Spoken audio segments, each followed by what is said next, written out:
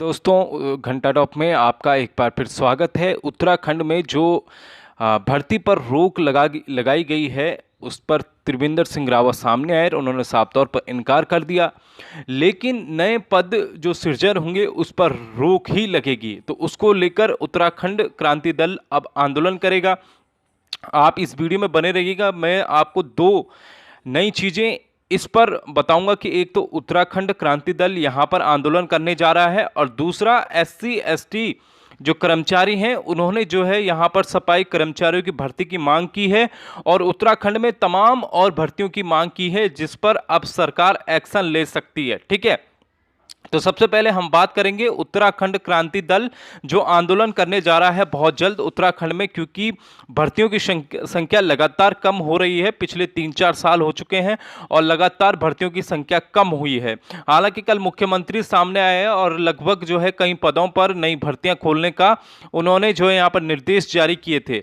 लेकिन एक बार फिर अब उत्तराखंड क्रांति दल सरकार पर दबाव बनाएगा कि उत्तराखंड में जो है नई भर्तियां जल्द से जल्द लाएं, क्योंकि 2022 में चुनाव भी हैं। ठीक है दोस्तों, यहां पर अगर आप साफ तौर पर देखें कि कोरोना के चलते राज्य में भर्तियों पर रोक लगाने के फैसले का उत्तराखंड क्रांति दल ने भारी विरोध किया है। साथ ही पेट्रोल डीजल के दामों को बढ़ाने के मामले में उत्तराखंड क्रांति दल ने केंद्र सरकार को आड़े हाथों लिया। ठीक है, यहां पर ये प्रवक्ता जो हैं उत्तराखंड क्रांति दल के सुनील ध्याली, उन्होंने कहा है कि सरकारी विभागों में पदों को समाप्त करने और नई भर्ती पर रोक लगाकर राज्य के बेरोजगारों पर कुठारघात किया जा रहा है।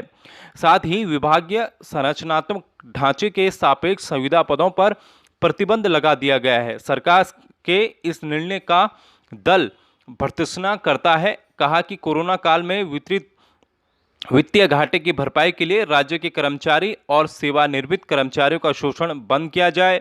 ठीक है, दल ने राज्य सरकार के इस निर्णय को वापस लेने की मांग की है और साथ ही चेताया है कि बेरोजगारों और राज्य कर्मचारियों तथा सेवानिवृत्त कर्मचारियों के हकों पर तुगलकी फरमान निरस्त करे। ठीक है, तो उत्तराखंड क्रांति दल आप लोगों के साथ आ चुका है और भर्तियों को लेकर अब आंदोलन शुरू हो गया है। इसी को लेकर अब जो है सरकार पर दबाव पड़ेगा और उत्तराखंड में नई भर्तियां भी आ सकती हैं, क्योंकि चुनाव है और पार्टियां विपक्ष अगर सरकार पर दबाव बनाएगा तो उत्तराखंड में नई कई भर्तियां आ सकती हैं।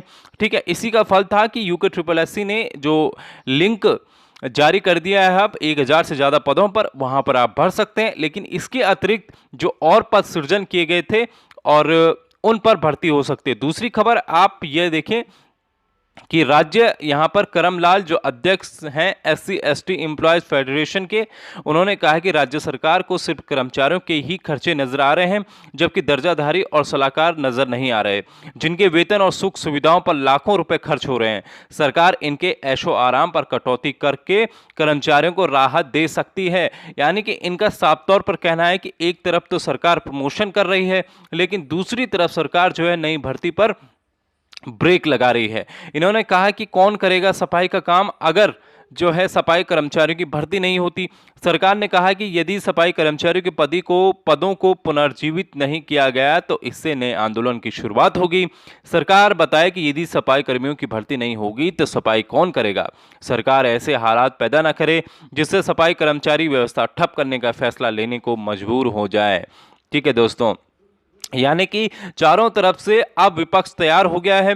विपक्ष उत्तराखंड सरकार को घेरने के लिए तैयार है और नई भर्ती के लिए उत्तराखंड के युवाओं के लिए सोचना शुरू कर दिया है विपक्ष ने, क्योंकि ये विपक्ष भी चाहता है कि वो भी जो है 2022 के चुनाव में त्रिवेंद्र सिंह रावत और उत्तराखंड सरकार को घेरे ताकि उनका भी कुछ फायदा हो। ऐसे में पिसेगा तो युवा ही। ठीक है दोस्तों, लेकिन हम भी चाहते हैं और सब चाहते हैं कि उत्तराखंड में नई भर्तियां फिर से शुरू हों और जल्द से जल्द इन भर्तियों पर आवेदन प्रक्रिया भी शुरू हो जाए। दोस्तों, तो ये अच्छी बात है कि आंदोलन अब शुरू होने जा रहे हैं और भर्ती को लेकर कोई आवाज तो उठा रहा है। दोस्तों, फिलहाल इस वीडियो में इतना ही।